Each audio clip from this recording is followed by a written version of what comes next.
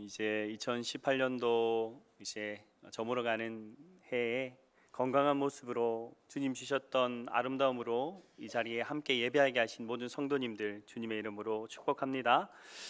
저는 오늘 본문의 말씀을 중심으로 하나님을 경외하는 자라는 제목으로 은혜를 나누고자 합니다. 우리가 함께 읽었던 이사야, 하나님께서 그를 부르셨던 그 한 장면의 모습입니다. 이사야가 사역했던 그 남유다, 그리고 그가 함께 동시에 사역했던 북이스라엘의 처참한 우상 숭배의 모습들 속에 하나님께서 그를 부르셨던 그 하나님의 임재 앞에서 반응하였던 이사야의 모습을 통해서 저는 오늘 우리가 참으로 하나님 앞에 다시 한번 발견되어져야 할 우리의 연약한 모습들과 회복되어야 할 하나님을 향한 우리의 마음의 태도, 즉 참다운 경외의 모습이 무엇인지 회복하며 발견하는 귀한 시간 되기를 주님의 이름으로 축원합니다. 그런 의미에서 한번 우리 같이 이렇게 인사했으면 좋겠습니다. 참된 예배를 드리는 시간 됩시다. 아멘. 우리의 인생의 모든 삶과 시간과 모든 것이 오직 하나님께서 받으시는 그러한 예배의 삶이 우리 속에 시작되어지기를 축복합니다. 어디서부터 그것이 시작되어질까? 그것은 우리의 심령부터, 우리의 마음의 중심에서부터, 하나님을 향한 태도의 그 마음의 모습부터 온전히 시작되어 줄 줄 믿습니다. 경외한다라고 하는 그 사전적인 단어의 뜻은 공경하고 두려워한다라는 말입니다. 세상에는 수많은 종교들이 있습니다. 그들의 모습을 보면 그 경외한다라는 의미가 거의 대부분 다 비슷하게 드러나 있습니다.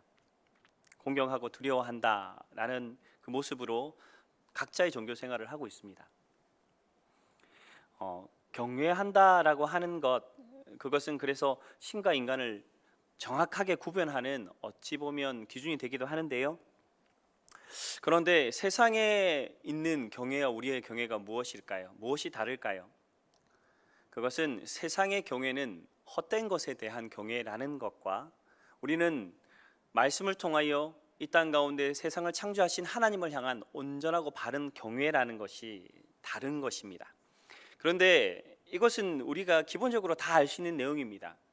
그리고 우리의 믿음이기도 합니다. 그런데 여기서 한 가지 우리가 반드시 기억하셔야 될 것이 있습니다. 우리 속에 하나님을 믿고 살아가는 우리의 삶들 속에 이 경외, 즉 두려워하는 것과 공경하는 것이 삶을 살아가면 살아갈수록 하나님을 향하여서 두려워하며 경외하는 것으로만 흘러가야 될 우리의 신앙이 세상의 것을 두려워하고 사람을 두려워하고 물질과 건강에 대한 염려로 무너지는 우리의 모습들이 있다는 것입니다. 그렇다면 그것은 온전한 경외가 아니지요. 그것은 온전한 방향이 아닙니다. 온전한 두려움의 방향, 온전한 공경함의 방향이 하나님께로 갈 때에 우리는 온전한 경외로 하나님을 섬길 수 있는 것인데 우리의 삶을 잘 돌아보면 그렇지 않다는 겁니다. 예수님이 이 땅에 오셨을 때 마태복음 6장에 그래서 염려하지 마라, 두려워하지 마라. 세상에 있는 모든 것을 하나님이 먹이시거든 하물며 너희, 나의 자녀된 너희일까 보냐. 걱정하지 마라. 입는 것, 그리고 너희들이 가지는 것, 먹는 것, 그리고 내일 일조차도 염려하지 마라 라고 말씀하신 이유가 바로 그것입니다. 왜요? 우리에게 주어진 모든 것이 우리의 두려움과 우리가 경외하고 공경해야 될 대상이 아니라는 것입니다. 사람조차도 동일합니다. 목회자인 저도 역시 동일하지요. 사람과 사람 가운데 경외라는 말은 쓰지 않습니다. 두려워할 이유도 없지요. 오직 하나님을 향하여 갈 때만 우리는 온전한 경외를 이룰 수 있는 것입니다. 그런데 처음 금방 말씀드렸던 이 문제와 같이 우리 속에는 여전히 그러한 두려움들이 있습니다. 우리 속에 어떤 문제들로 인하여 두려움이 생기고 걱정이 생기고 염려가 생기는 순간이 있어요.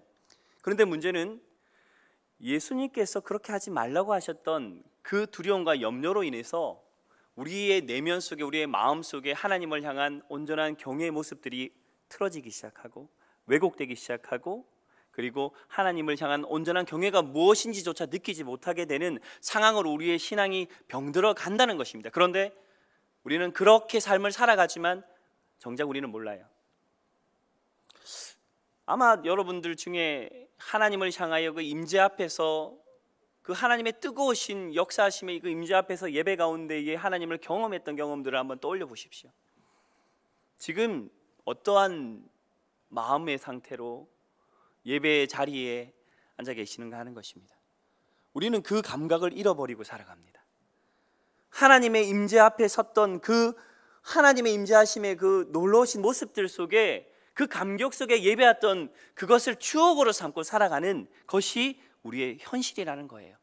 우리는 회복해야 됩니다. 그러면 이 두려움이라는 부분들을 한번 통해서 성경에는 이 두려움이 얼마나 믿음의 사람들을 왜곡시키는지를 말씀을 통해 한번 찾아봤으면 좋겠습니다. 성경의 광야에서 출애굽을 하였던 광야에서 처음으로 시내산에 도착하였던 이스라엘 백성들이 언약궤를 주시고자 하셨던 그 하나님의 부르심 앞에 40주 40야의 시간 동안 산에 올라가서 하나님의 언약궤를 받는 그 순간 이스라엘 백성들이 선택한 것은 무엇입니까? 그들은 홍해를 가르시고 불기둥과 구름 기둥으로 그들을 인도하시고 하나님의 그 놀라우신 역사하심과 하나님의 위대하심을 보여주신 그 이끄심의 그 최정점의 순간에 그들이 선택한 것은 금송아지였습니다. 왜요? 그들은 왜 금송아지를 만들어 내었을까요? 그들 심령 속에 두려움이 있었기 때문입니다. 출애굽기 32장의 말씀을 한번 같이 찾아보았으면 좋겠는데요. 출애굽기 32장 말씀 한번 같이 한번 찾아보도록 하겠습니다. 32장 1절의 말씀을 한번 찾아보시도록 하겠습니다.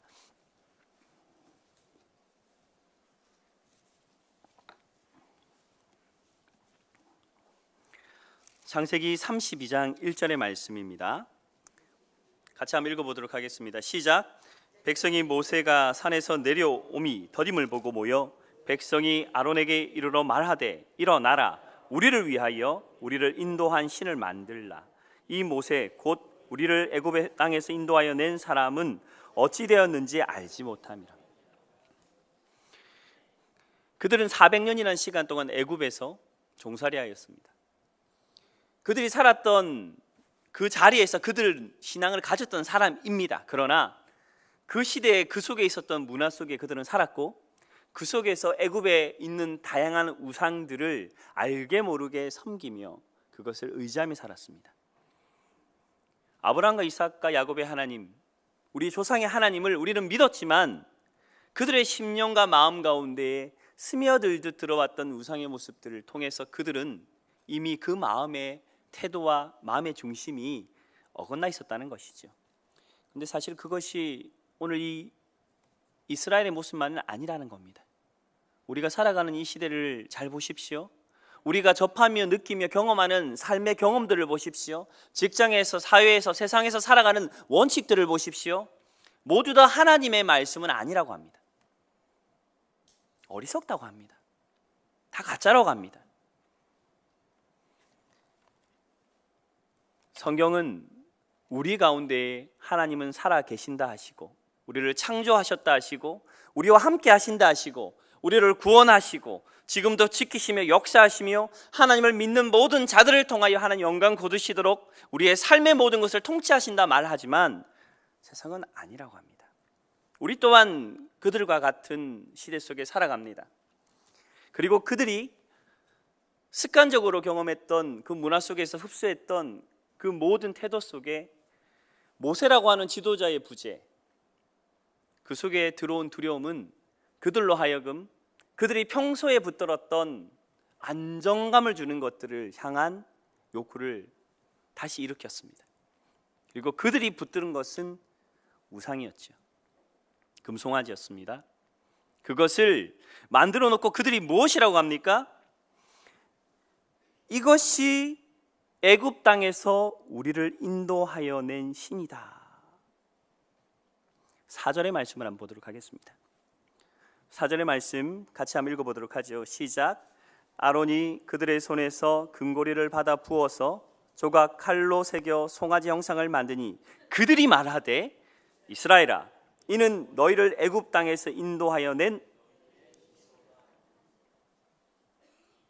금송아지의 형상이 결코 하나님의 모습은 아니었습니다. 그러나 그들에게는 그 금송아지가 하나님이었습니다.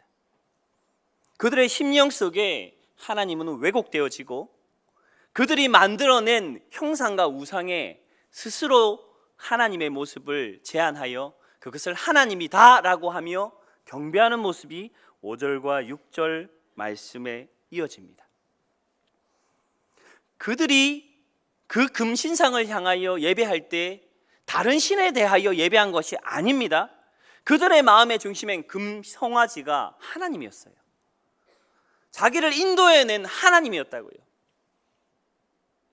그런데 그 심령과 마음이 하나님을 향하여 온전히 있지 않았기에 그들은 형상된 금송아지를 만들어내고 그것들로 인하여 예배하는 처참한 상황에 놓이게 됩니다.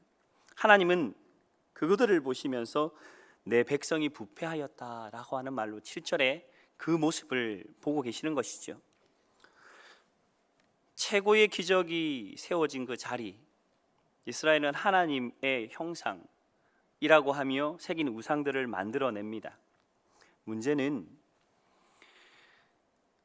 믿는 모든 자들이 누구든 상관없이 하나님을 아는 것과 참으로 하나님을 깊이 경험하는 교제의 단단한 반석 위에 서 있지 못하면 누구나 우리의 마음속에 이 금송아지와 같은 우상들을 세워놓고 그것이 나의 신앙이다, 나는 하나님을 예배하고 있다라고 하는 착각 속에 살아가는 것이 문제입니다. 제가 증명을 해볼까요?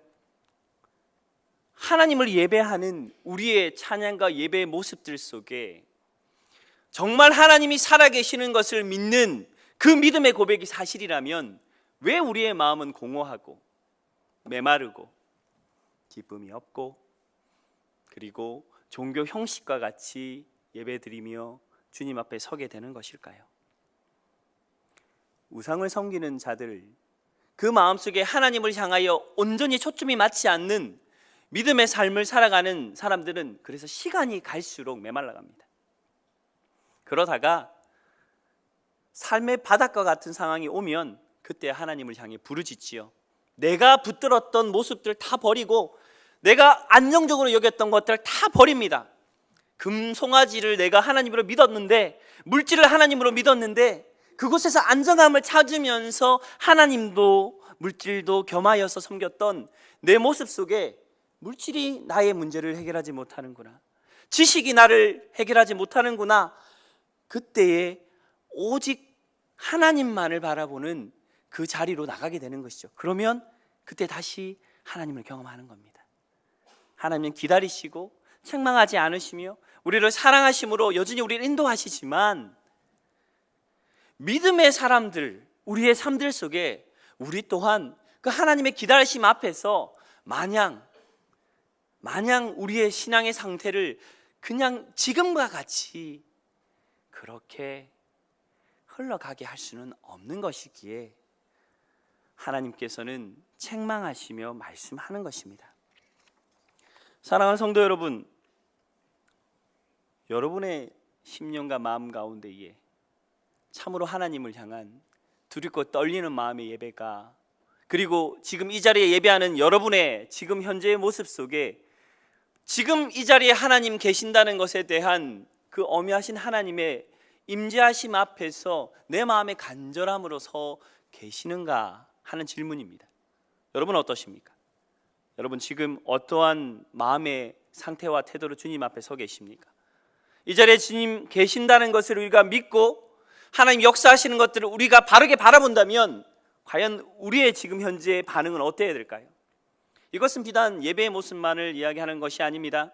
한 주의 시작인 오늘 이 예배가 결국 내 삶의 방향성, 내 마음의 방향성을 결정한다면 이번 이 주간, 한 주간 시작되어지는 모든 시간 속에 나는 과연 어떤 마음으로 세상 가운데서 선언하는 것이 바로 이 자리, 지금 점검되어지는 내 마음의 상태 속에 결정되어진다는 것을 반드시 기억하는 여러분 되기를 주님의 이름으로 축원합니다.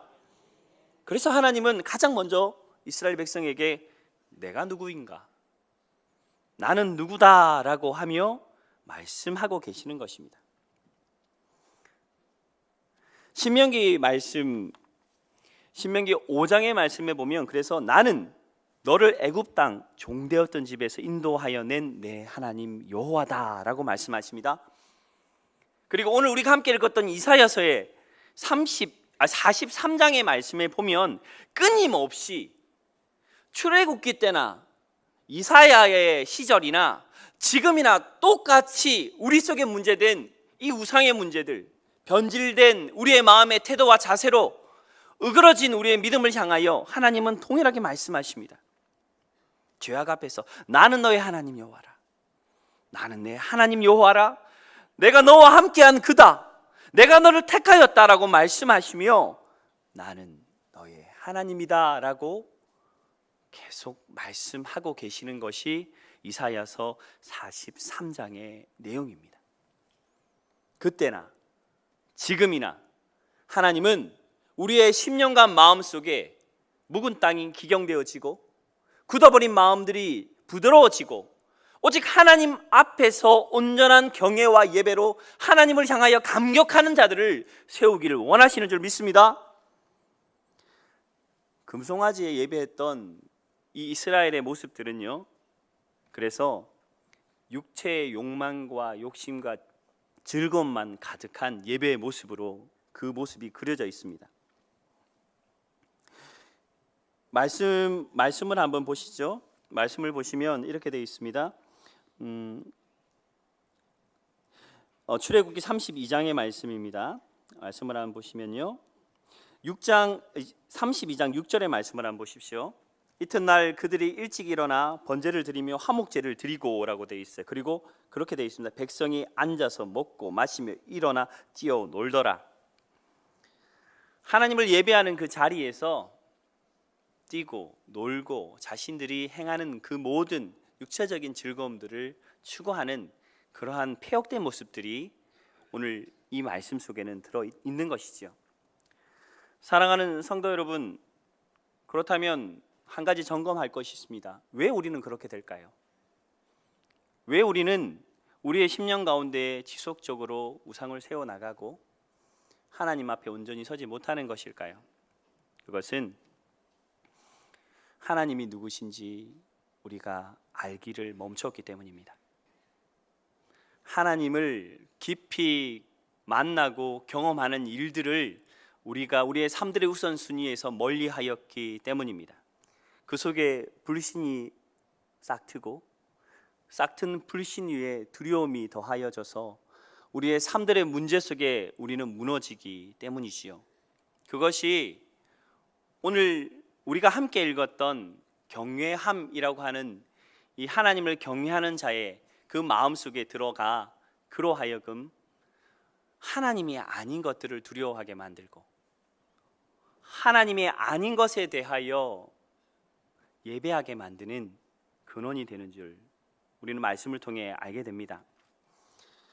오늘 우리가 함께 읽었던 이사야, 그를 부르셨던 그 하나님의 부르심의 자리 속에 우리는 다시 한번 하나님을 경외하는 자의 모습을 회복하여야 될 줄 믿습니다.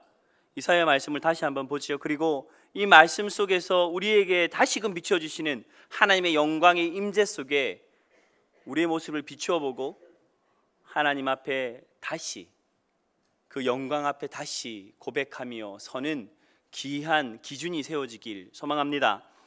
이사야서 6장 5절에서 8절의 말씀 우리 같이 한번 다시 읽어보도록 하겠습니다. 이사야서 6장 5절에서 8절의 말씀입니다. 같이 한번 읽겠습니다. 시작. 그때 내가 말하되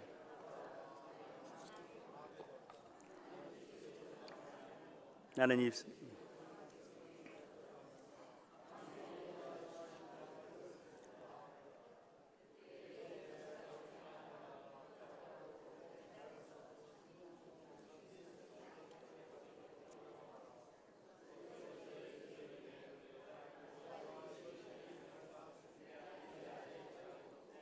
네.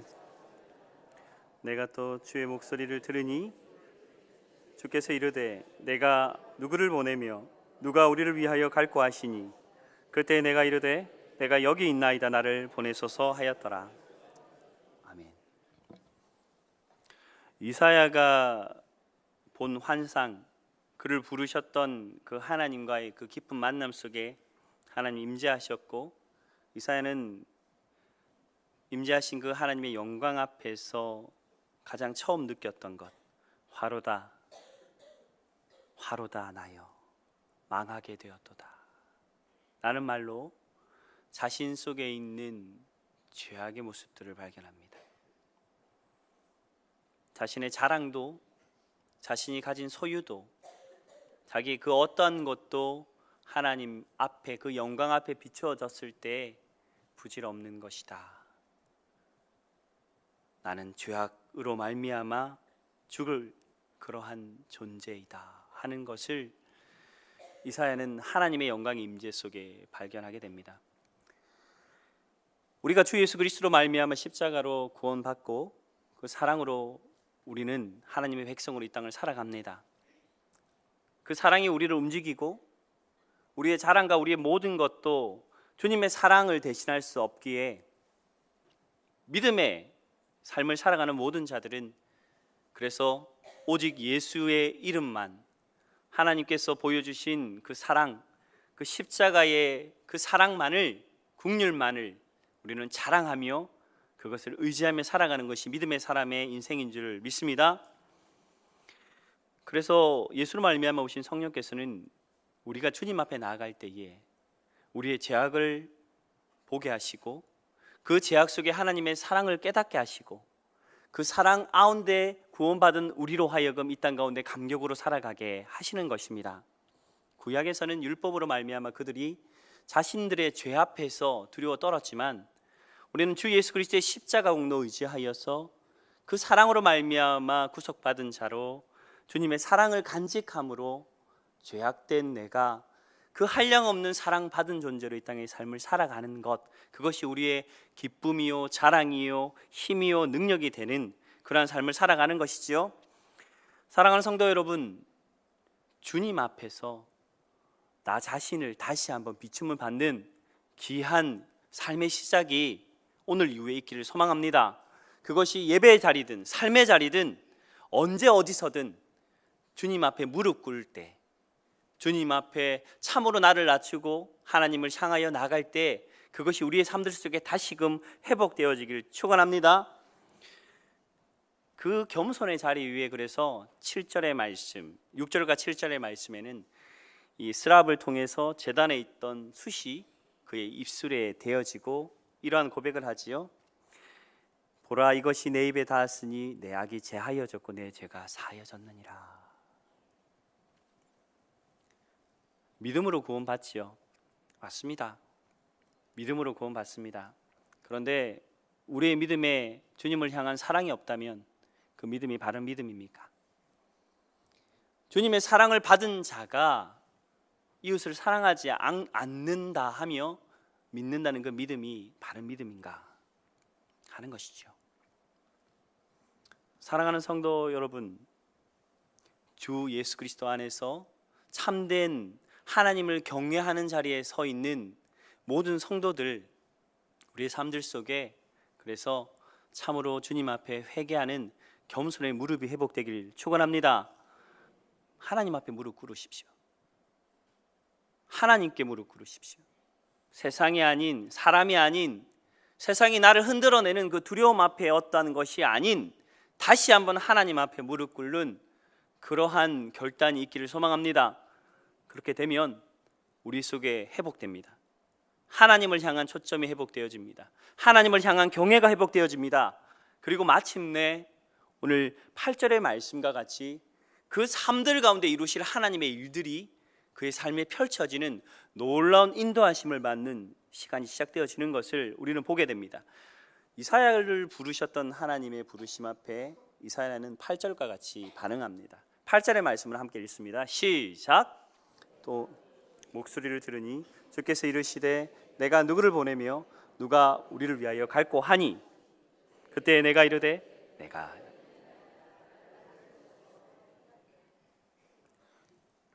영광입니다. 은혜입니다. 우리의 연약한 우리의 삶들을 통하여 하나님의 뜻을 이루시고자 하시는 그 부르심, 무너지며 죄악된 우리의 연약한 모습들 속에서도 하나님이 우리의 작은 것들을 통하여 하나님 나라를 이루시고자 하셨던 그 부르심 앞에 주여 내가 여기 있나이다, 나를 보내소서, 이 울림이 우리 속에 다시 한번, 우리의 심령 속에 다시 한번, 우리가 무릎 꿇은 그 자리에 다시 한번 주님 앞에, 주님 내가 여기 있습니다, 나를 보내소서라는 이 고백이 주님께 드려지는 귀한 경외의 모습이 우리 속에, 우리의 삶들 속에 그 지경이 넓어지는 귀하고 복된 이 연말 되길 주님의 이름으로 축원합니다. 낮아지십시오. 무릎을 꿇으시고 하나님 앞에 두려워하며 하나님만을 공경하며 세상과 상관없이 하나님 앞에 달려나갈 때에 하나님 반드시 오늘 이사야를 부르셨던 그 하나님이 우리를, 우리의 인생을, 우리의 가정을, 우리의 직장을, 우리의 삶의 모든 순간을 인도하여 주실 줄 믿습니다. 경외의 자리, 참으로 하나님을 경외하는 그 임재의 자리 속에 우리의 삶이 그렇게 회복되어지는 귀하고 복된 한 주간 되길 주님의 이름으로 축원합니다.